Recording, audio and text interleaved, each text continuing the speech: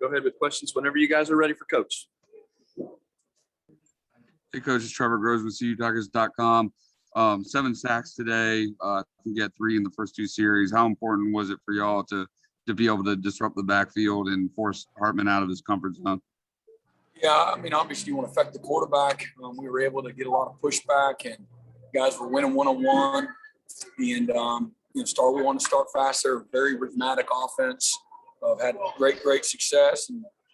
And like anything, you go on the road, you're playing in a hostile environment, and you make them uncomfortable early. That affects them to some degree. We still made some plays, but you got to believe that, that fueled us, certainly as a unit and certainly as a team.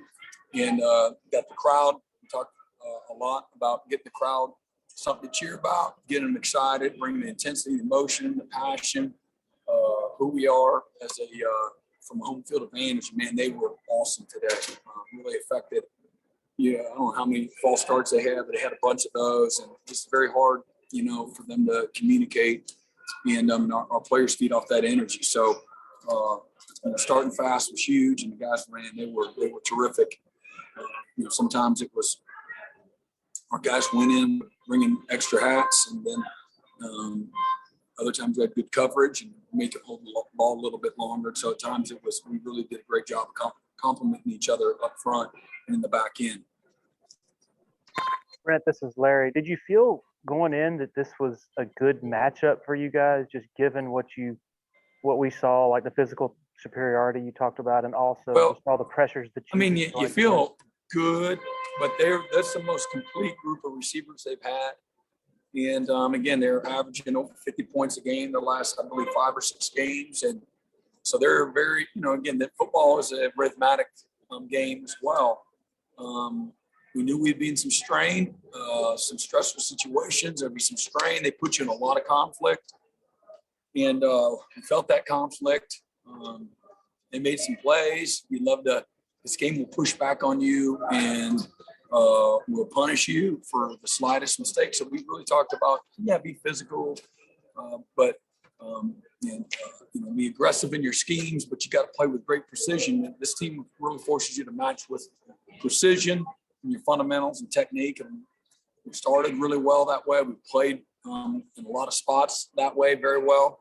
Some plays, some drives, some calls that you'd like to have back. We earned some really good calls a few times, and we did not execute well.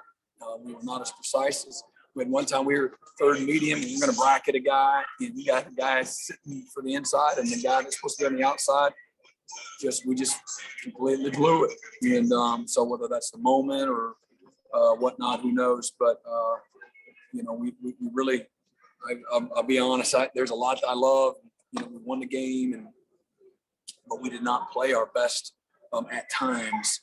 And to me, we gave away some opportunities. The 1 3rd and goal, and we're in little zone coverage. And then we talked a lot this week about matching the guys within your zone. Quarterback's going to extend plays. Receivers do better than anybody we've played at competing and fighting for the ball, coming back for it, getting open. And we did a very poor job of that in the end zone there. We're getting ready to hit him, and we leave the guy wide open, on the little corner route that we covered initially, and just didn't do a good job of matching it. And it's a lot of learning opportunities there. There's like countless times to me that I felt like we let them off the hook. They're a great team, and they're hard to defend, but we're in some, and I don't say it much, but there's some times we're in some very, very good calls. We just got to do a better job of the execution of it. One time we fall down on a 3rd and 3. We got, he's holding on to the ball. We're almost there. We're hitting him on another time on 3rd and 2 or 3. And we let him off the hook a number of times. It didn't have to get interesting, is my point. And we're right there. And some of it, some youth, and then some other times you just got to be more precise. And I think one time we had a DB playing the backside receiver, just kind of slip and fall, and the guy gets open, and again they're able to extend drives and get points and stuff like that. So we got a lot to get better at. Man, I'm so proud of our guys. Their fight, and again at the end of the day, we played well enough to really again not let the game be in doubt here all the way to the end. So Just beat the 10th ranked team at home, high scoring team that's playing really, really good football here the back half of whatever the whole year. They're the hottest team, in the conference. So proud of our guys. Hey, Coach. Let's go. Go ahead, Trevor. Go ahead. Oh, Wake Forest really likes to make its living throwing those deep balls to those big wide receivers. They get a lot of pass interference calls on the jump balls.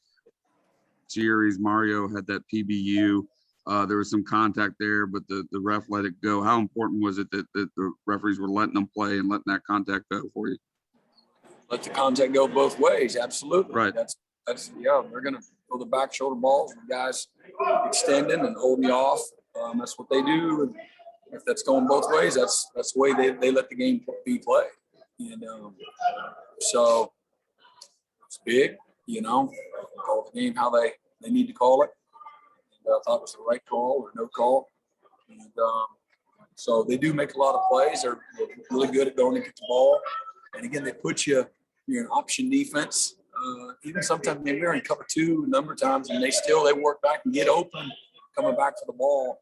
That's discouraging. But on Mario's behalf on that first third down, that was really good by him. Really good, excellent drill work and fundamentals showing up.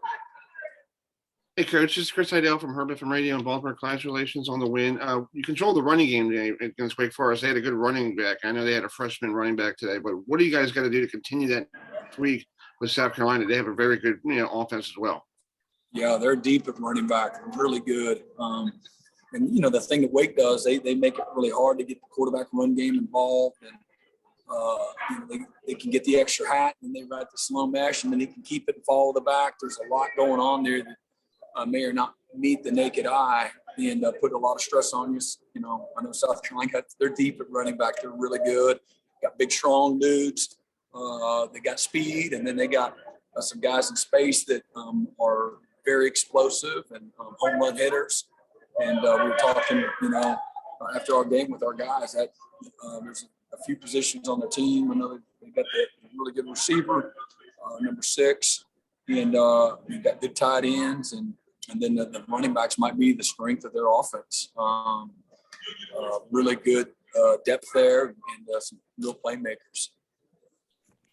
Brent, you got Trenton Simpson on one play. He's wreaking havoc in the backfield and getting a sack, and on the next, he's on the back end playing safety. Is he kind of blossoming as the versatile threat that you thought he could be? Yeah, and then there's so much more I want to do as well to utilize his skill set. And I'm proud of him, because there's a learning curve there, and he's been awesome. He's gotten better as the year's gone on, and that's what you want for all your players. He's been a terrific leader and just very dynamic, and some of the things he could do, just trying to within the confines of what we do, find ways to in position to utilize his skill set to fit in with everybody else's. He's really proud of him. Coach Trevor, again, how cool was it for Skowski on his super senior day, last home game in Death Valley, to come up with that big sack and kind of set the tone right off the bat? Yeah, it's awesome. Jamie's made a ton of huge plays for us, home and away, and senior day here in the Valley, man, so special.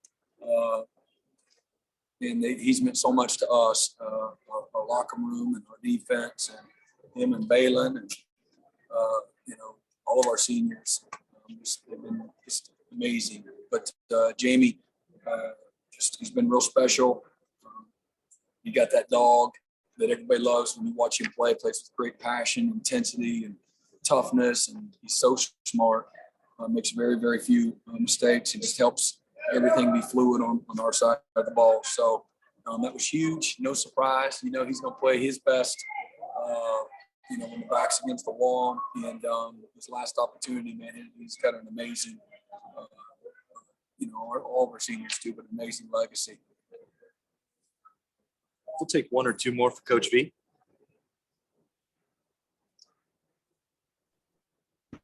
Brent, I think you've mentioned at times this season the desire to play complementary football Was your defense is producing that turnover right after the offense's turnover a good example of what you've been talking about?